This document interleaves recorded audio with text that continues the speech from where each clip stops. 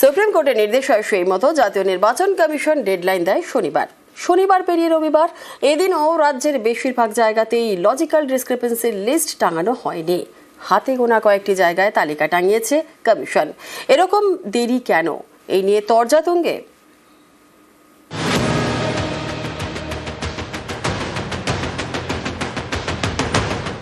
Logical discrepancy, যুক্তিগ্রাহ্য তথ্য বিভ্রাট। এই যুক্তিতে এখনো পর্যন্ত কয়েক লক্ষ ভোটারকে নোটিশ পাঠিয়ে হিয়ারিং এ ডেকেছে নির্বাচন কমিশন। এতে হয়রানির এক শেষ। এই নিয়ে গত সোমবার সুপ্রিম কোর্ট নির্দেশ দেয় কাদের তলব করা হচ্ছে তার তালিকা প্রকাশ করতে হবে কমিশনকে। পঞ্চায়েত, ব্লক ও ওয়ার্ড অফিসে তালিকা টাঙাতে হবে। সেই মতো কমিশন ডেডলাইন ঠিক করে 24শে জানুয়ারি শনিবার। কিন্তু কোথায় সেই তালিকা? শনিবার তো পেরিয়ে গেল, শনিবার পেরিয়ে রবিবারও বেশিরভাগ জায়গাতেই লজিক্যাল ডিসক্রিপেন্সির তালিকা দেখা নেই। অলরেডি তো অ্যাভেলেবল হয়ে গেছে। না ইয়ারও দেখতে পাচ্ছে না, বিএলও আপলোড করছে, টাঙাতে আরাম করে দিয়েছে। ছুটি আছে, সানডে আছে, সব পেয়ে যাবেন, সব দেখতে পারবেন। ডাউনলোডিং আরাম হয়ে গেছে। আপ 80,681 বুথ আছে, সব হয়ে যাবে। রবিবার হাতে গোনা কয়েকটি জায়গায় তালিকা টাঙানো হয়।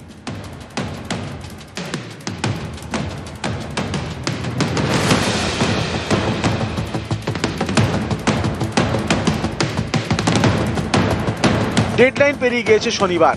রবিবারও বেশিরভাগ জায়গায় কেন তালিকা টাঙানো গেল না, এই নিয়ে শুরু হয়েছে তরজা।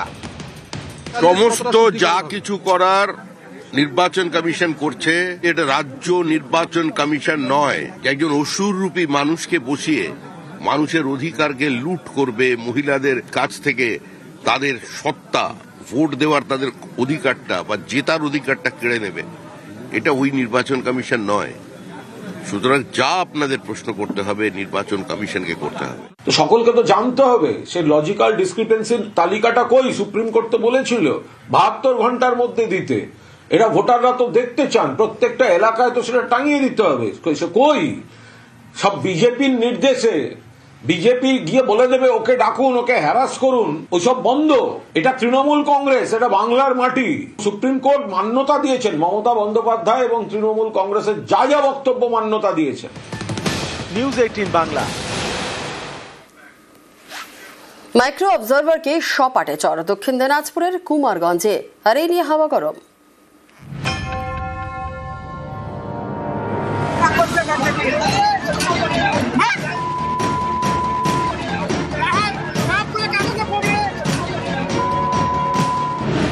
দক্ষিণ দিনাজপুরের কুমারগঞ্জের বিডিও অফিস চত্বরে তখন এসআইআর এর শুনানি চলছিল।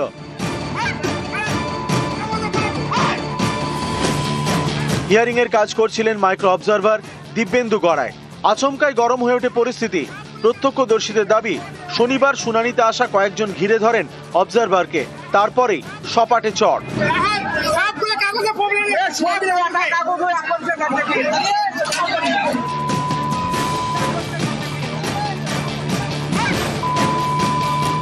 দক্ষিণ দিনাজপুরের পুলিশ সুপারকে মেল করে অভিযোগ জানিয়েছেন আক্রান্ত মাইক্রো অবজারভার।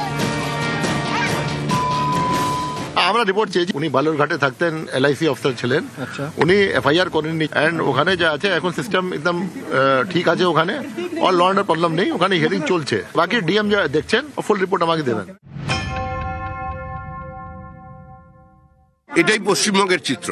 এখানে সিবিআই আক্রান্ত, ইডি আক্রান্ত, যুক্তরাষ্ট্র ব্যবস্থা আক্রান্ত, সাংবিধানিক রীতিনীতি আক্রান্ত, এসআইআর এর মাইক্রো অবজারভার তিনিও আক্রান্ত হবেন, এটাই স্বাভাবিক। এসআইআর এর নামে কার্যত সাংবিধানিক ব্যবস্থাকে চ্যালেঞ্জ করছেন এবং তাদের আক্রমণ করছেন। এই আক্রমণ সাংবিধানিক ব্যবস্থার বিরুদ্ধে আক্রমণ। কোনো অপ্রীতিকর ঘটনা কোনো অবস্থায় তৃণমূল কংগ্রেস চায় না, কিন্তু ইলেকশন কমিশন নানাভাবে মানুষকে উত্তেজিত করছে, প্ররোচিত করছে, অস্তিত্বের শিকড় ধরে টান মানছে। বারবার এই অবজারভার, মাইক্রো অবজারভার যেন নাম বাদ দেওয়াটাকে নিশ্চিত করার জন্য এদেরকে সমস্ত লেঠেল বাহিনীর মতো পাঠানো হচ্ছে।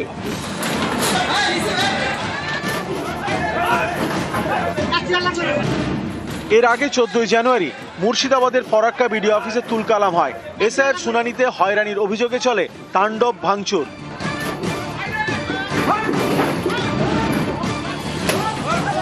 ঘটনাস্থলে দেখা যায় ফরাক্কা তৃণমূল বিধায়ক মনিরুল ইসলামকে।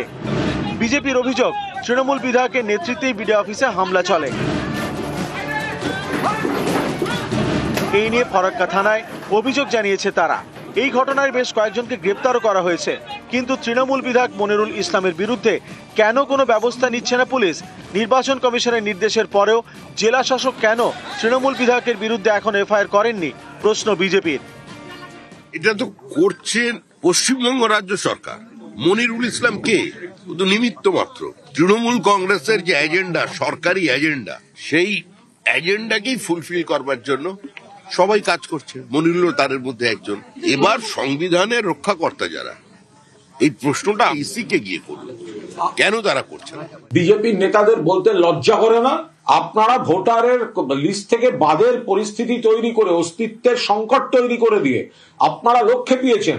সারা বাংলায় তৃণমূল কংগ্রেস মানুষের পাশে দাঁড়িয়ে উত্তেজনা প্রশমন করে প্রত্যেককে তার নথিপত্র সমস্ত ঠান্ডা মাথায় পেশ করার জন্য সহযোগিতা করছে। এখানে কোথায় কোন বিচ্ছিন্ন ঘটনা ঘটলো তাই নিয়ে রাজনীতি করতে লজ্জা করছে না? আর মামলা হোক, মানুষের হকের জন্য, মানুষের দাবির জন্য মনিরুল ইসলাম ছিল, আছে, সামনে দিনে থাকবে। নিউজ 18 বাংলা। সমবায় ভোট নিয়েও গরম নন্দীগ্রাম। রবিবার ভোট, শনিবার রাতে হামলা, পাল্টা হামলা, বিজেপি তৃণমূলের মারামারি, গরম ভাঙরও, আর সেখানে আইএসএফ তৃণমূল সংঘর্ষ, হয় বোমাবাজি।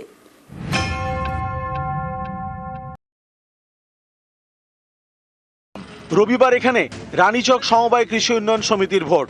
এই ভোট ঘিরে শনিবার রাতে তুলকালাম। বিজেপি তৃণমূল সংঘর্ষ, হামলা, পাল্টা হামলা, ভাঙচুর চালানো হয় একাধিক বাড়িতে। দুপক্ষের বেশ কয়েকজন আহত হন, মাথা ফাটে। আহতদের নিয়ে যাওয়া হয় নন্দীগ্রাম সুপার স্পেশালিটি হাসপাতালে। এই অশান্তিতে দুপক্ষই একে অন্যের বিরুদ্ধে সুর চড়িয়েছে। এই নির্বাচনকে কেন্দ্র করে গতকাল রাত্রে বিজেপি আশ্রিত দুষ্কৃতীরা আমাদের তৃণমূল কংগ্রেসের সমর্থিত এই সমবায়ের প্রার্থী তাদের বাড়ি ভাঙচুর করে এবং আমাদের যারা ভোটার কর্মী তাদেরকে ভয় দেখায়, সন্ত্রাস সৃষ্টি করে।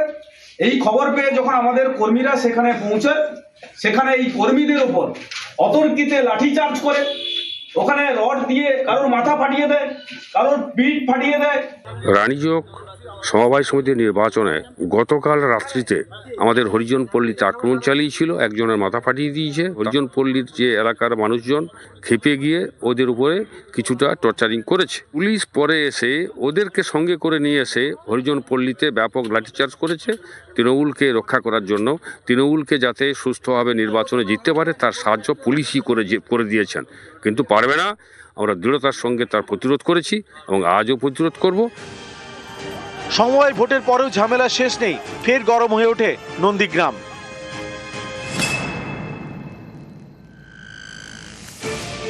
দক্ষিণ 24 পরগনার ভাঙড়। রবিবার সকাল এখানে আবারও আইএসএফ তৃণমূল সংঘর্ষ, হয় বোমাবাজি। 21শে জানুয়ারি কলকাতায় সভা করে আইএসএফ। অভিযোগ, সেই সভায় যাওয়া নিয়ে অশান্তির সূত্রপাত। এদিন সকালে উত্তর কাশীপুর থানার কাটাডাঙ্গায় উত্তেজনা ছড়ায়। তৃণমূল আইএসএফের মধ্যে বেঁধে যায় সংঘর্ষ, আহত হন দু দলেরই বেশ কয়েকজন। 21শে জানুয়ারি মিটিং নিয়ে আমাদের একটা ব্যাপক লোক যায়, কানাডাঙ্গা ঘুরতে, 4-4টে গাড়ি যায়। ওনারা কদিন ধরে বাড়িতে বাড়িতে গিয়ে হুমকি দিচ্ছে। আমাদের ছেলেরা বলে সেখানে প্রতিবাদ করতে যায়, হুমকি কেন দিচ্ছি? ওরা এসে লাঠি ছোটা বোম বন্দুক গুলি নিয়ে এসে আমাদের ছেলের উপর হামলা করে। এমনকি একজন পঞ্চায়েত সমিতি ইলেক্টেড ক্যান্ডিডেট, এর আগেও হামলা হয়েছে, তারা পুলিশ কোনো স্টেপ নেয়নি। এখনো পর্যন্ত পুলিশ থেকে এখানে মার খাওয়ানো হচ্ছে, আমার বাপ থেকে শুরু করে, ভাই থেকে শুরু করে, মাদার থেকে শুরু করে। ওরা আমাকে পায়নি, এই হিসাবে এসে বাড়ি এসে হামলা করে মারছে। প্রত্যেকটা সগাতের গুন্ডা। আমাদের 4 থেকে 5 জন আহত হয়েছে, আরো কয়েকজন আহত হয়েছে। কেন মারা হলো? পুলিশ যদি কোনো স্টেপ না নেয়, এর থেকে বৃহত্তম কি হবে এটা সময় বলে দেবে। খবরটাই ভিত্তিহীন।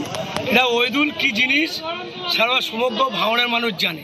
ওইদুলের কাজ হচ্ছে মিথ্যাচার করা, এই শান্ত ভাঙড়কে অশান্ত করার চেষ্টা করা। ওনার বাড়িতে বোমপিং করে আমাদের দলের কিছু ব্যক্তিদের উপর চাপিয়ে দেওয়ার চেষ্টা করছে। পুলিশ তদন্ত করছে, সঠিক তদন্ত করে তার পদক্ষেপ কলকাতা পুলিশ নিশ্চয়ই নেবেন।